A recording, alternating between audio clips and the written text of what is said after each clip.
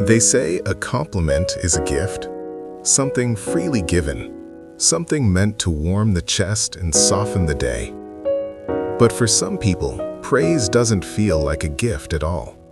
It feels like exposure, like standing under a light that's suddenly too bright. When someone says you did well, the smile comes late. The body tightens. The mind searches for a way out.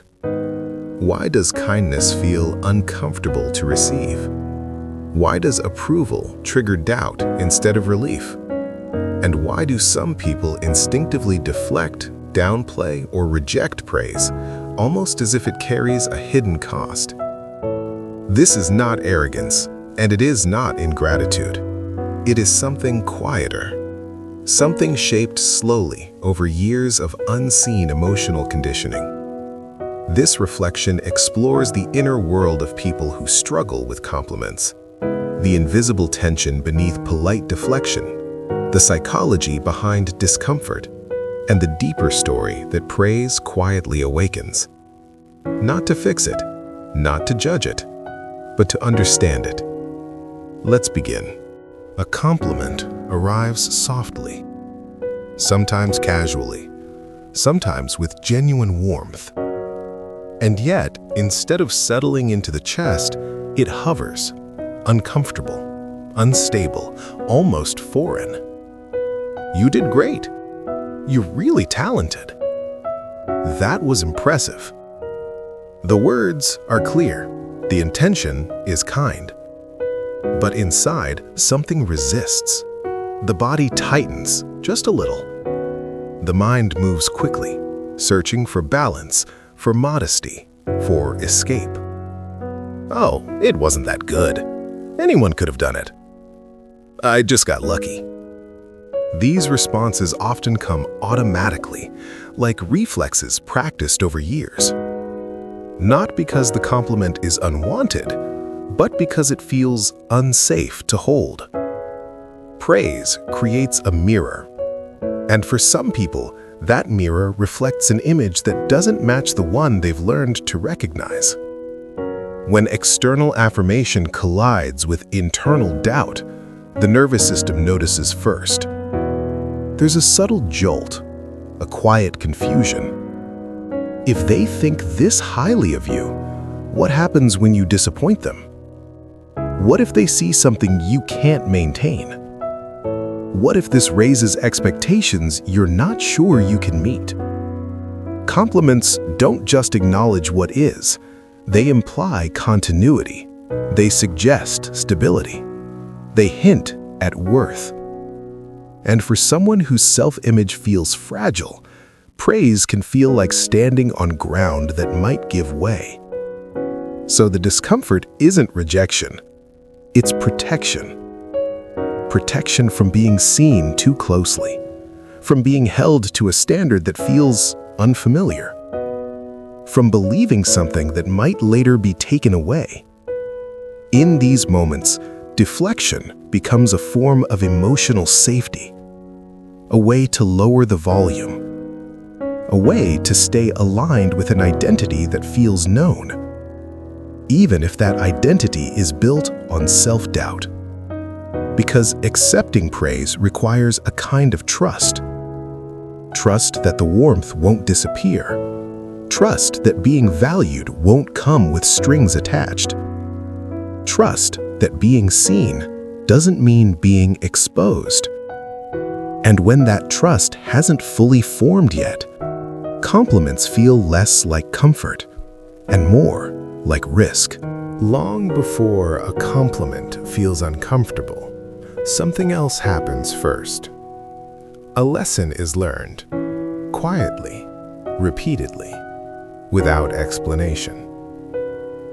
In early life, approval is not just encouragement, it is information. It teaches the nervous system what love sounds like, what attention means, what safety costs. For some people, praise arrived inconsistently. It came in bursts, followed by silence, or it appeared only after performance, obedience, or emotional restraint. Affection was earned, not offered. In these environments, compliments carried weight. They were not neutral. They were signals. You are good when you do this. You are seen when you succeed. You matter when you meet expectations. And when praise is conditional, the body remembers. The child learns to associate approval with pressure, with vigilance, with the quiet fear of losing it. So even kindness begins to feel transactional. Other times, praise was rare altogether. Silence filled the space where affirmation might have lived. In those moments, the child didn't learn how to receive compliments, only how to survive without them. Self-reliance formed early. So did emotional distance. Being acknowledged later in life then feels unfamiliar, even invasive, like a language spoken too fluently by strangers. There are also households where compliments were unpredictable. Warm one moment, critical the next. Inconsistency teaches the nervous system to stay alert, to question intention, to prepare for reversal. So when praise arrives, the body braces, not for joy, but for correction. These early emotional imprints don't live in memory as stories. They live in sensation. A tightening in the chest, a quickened heartbeat, a need to shrink. The adult may not consciously recall being praised conditionally or inconsistently, but the body remembers the pattern, and it whispers warnings when kind words arrive. Be careful. Don't get used to this. Don't believe it too deeply. Over time, deflecting compliments becomes a way to stay regulated, a way to remain emotionally steady in a world where approval once felt unstable. So the uncomfortableness isn't immaturity. It isn't low gratitude. It is an echo. An emotional memory shaped before the language for it ever existed. A compliment doesn't enter an empty mind. It arrives into a structure that has already been built. A self-image, a narrative, a quiet understanding of who you are and what you're allowed to be. And when praise contradicts that structure, the mind reacts, not emotionally, but strategically. Psychologically, this is called cognitive dissonance, the discomfort that arises when new information conflicts with a long-held belief. If someone believes, deep down, I am average, or I am not that capable, or I shouldn't stand out, then praise feels like a disruption, not because it's untrue, but because it doesn't fit. The mind is wired to preserve coherence. Consistency feels safer than accuracy. So when praise challenges the internal story, the psyche moves to restore balance. It minimizes, it reframes, it redirects credit elsewhere. It wasn't that hard. I just had help. Anyone could have done it. This isn't false modesty. It's self-concept protection.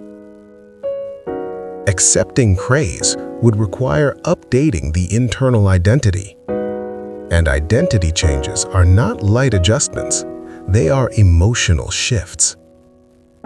To accept a compliment is to say, this might be true about me. And for some, that feels like stepping into unfamiliar territory without a map. there is also the role of learned humility. In many environments, standing out was discouraged. Visibility attracted criticism. Confidence was mistaken for arrogance. So the psyche learned that staying small was safer than being seen.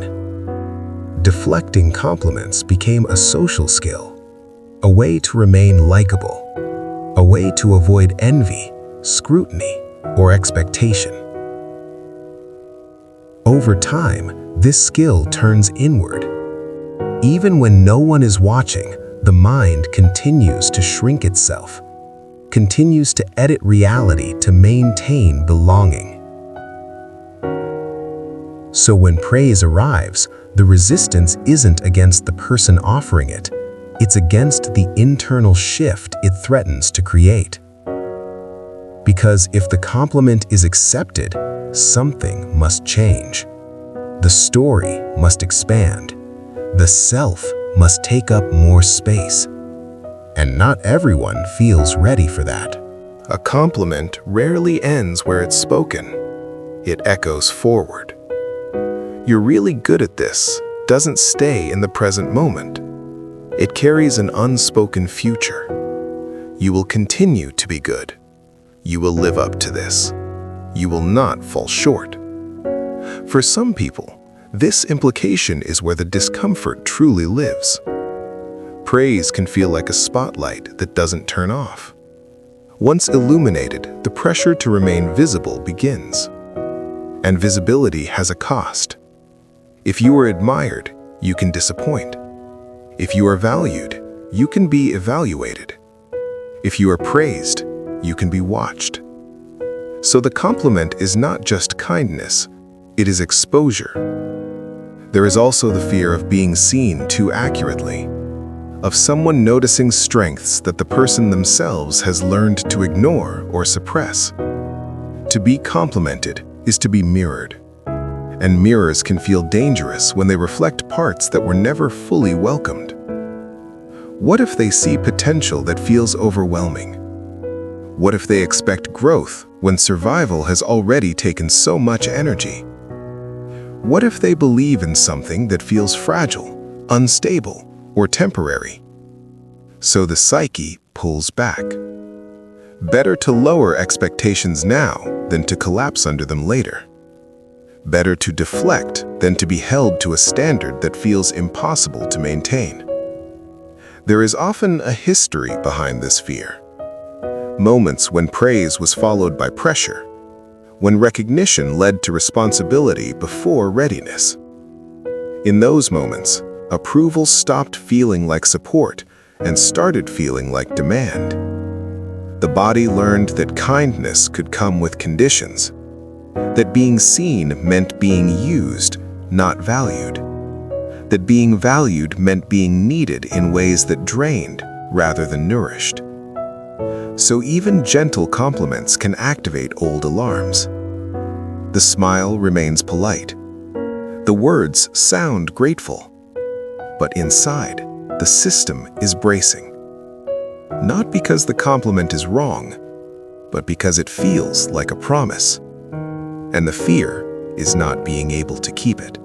There's a quiet contradiction that lives beneath the discomfort. A tension rarely spoken aloud. The same person who deflects compliments often longs for them. Not loudly, not dramatically, but in small, unguarded moments. A hope to be noticed without effort, to be appreciated without performance, to be seen without having to explain or prove anything.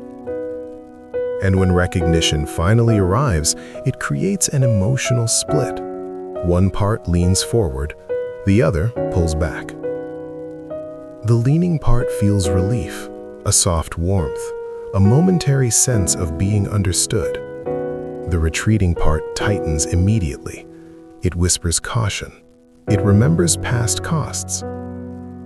This inner conflict is exhausting, because rejecting compliments doesn't erase the need for validation. It only delays it.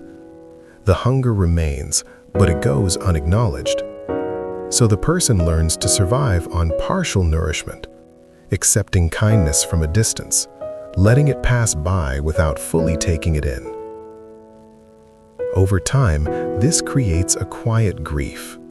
Not dramatic sadness, but erosion, a slow wearing down of self-trust.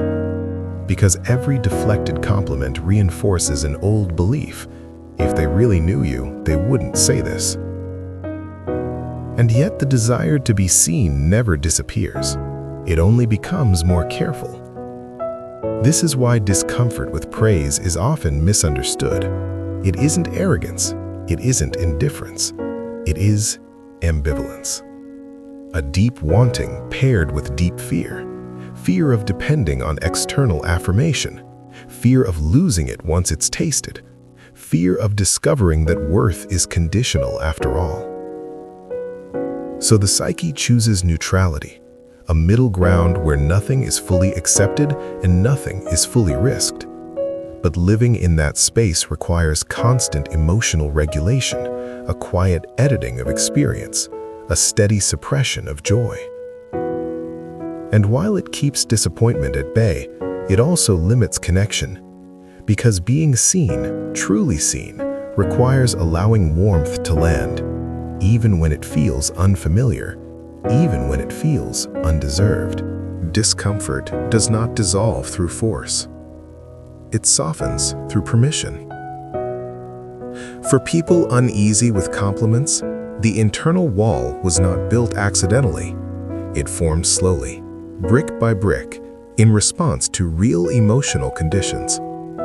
So it does not need to be torn down, it needs to be understood.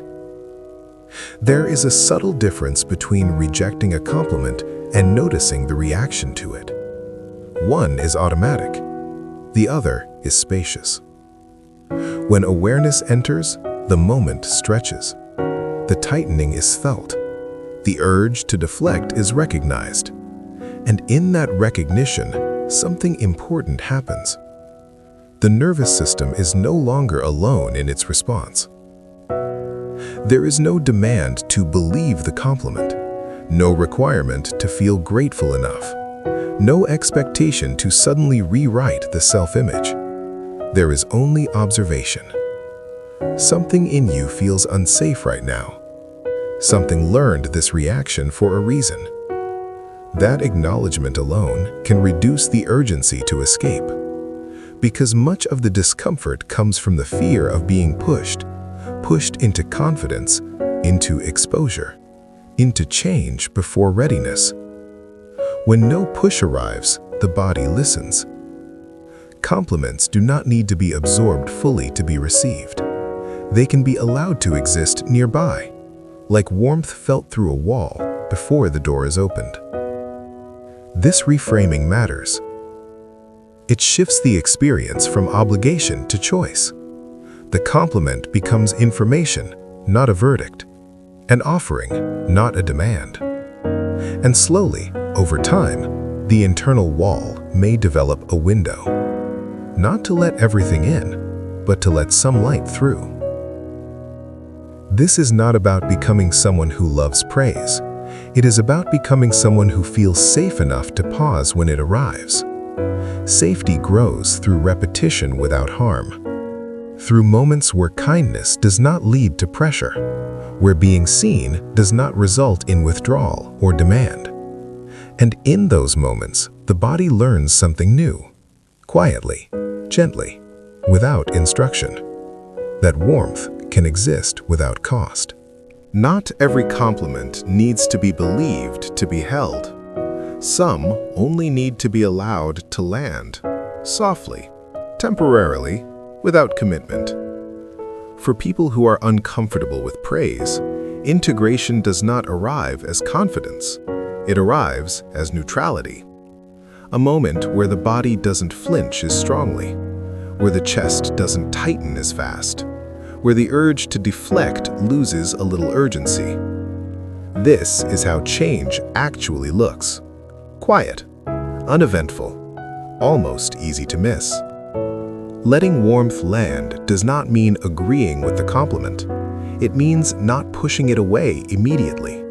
It means allowing kindness to exist in the room without needing to analyze it, without needing to downgrade it, without needing to earn it retroactively. This matters because the nervous system learns through experience, not logic. Each time a compliment arrives and nothing bad follows, something is recorded. Not consciously, but somatically. The body begins to notice that praise can pass through without consequence, that being acknowledged does not automatically lead to expectation or loss. Over time, this creates a new internal option.